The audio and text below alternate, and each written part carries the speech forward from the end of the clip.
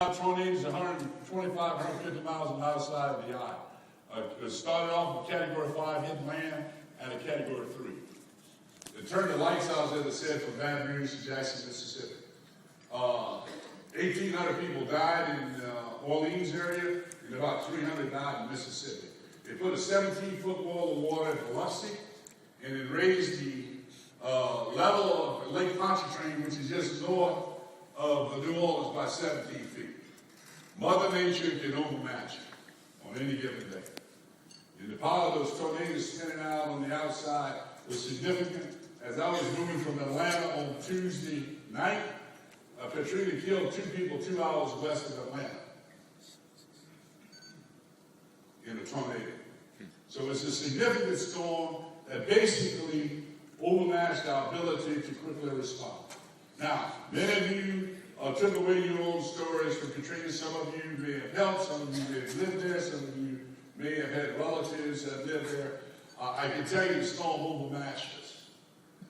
It overmatched us from the perspective because before the storm comes, most of your military assets move out of the way of the storm.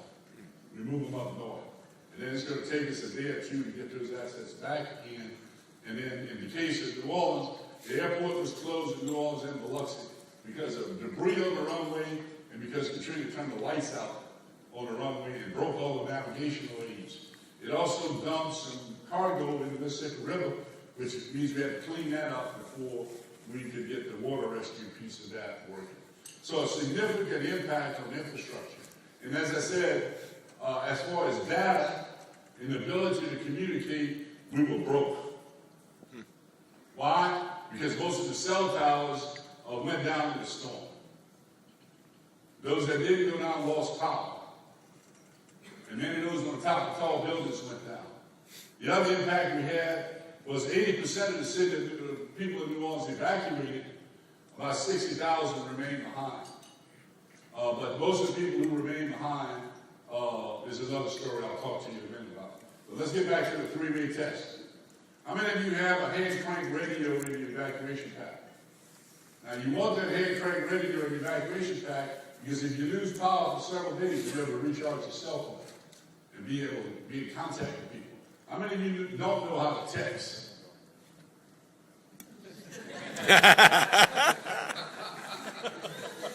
How many of you grandmama don't know how to text? Teach Granny how to text. Why? Because in the middle of the storm, when we're doing search and rescue, we had people in New Orleans that would text the Time-Picayune, which is local paper. They would call my headquarters in Atlanta, and we could send a helicopter to the address and pick them up. Because, ladies and gentlemen, when the phone system gets stressed, you will not get voice through. So encourage people to use text, and particularly encourage the vulnerable population, the elderly, the disabled, and the poor, to learn how to text. It is very significant in having that skill. The other piece we want to make sure we've got in our evacuation pack is if you require safe medicines. Have that in that pack so when you go to your cellar or you go to your safe place or if your house catches on fire, you leave. It is direct, your ability to recover from a disaster is directly related to how well prepared you are. Copies of important papers. Over 500,000 buildings, homes were destroyed or affected, and people would call the insurance company the week after Katrina. They get on the phone and spend about 30 minutes listening to some Kenny G. And finally somebody would answer and tell them, hey, if you want a copy of the insurance rate, we'll go to www.sub. Well, where are you going to find a computer? You don't have that. You don't have that ability.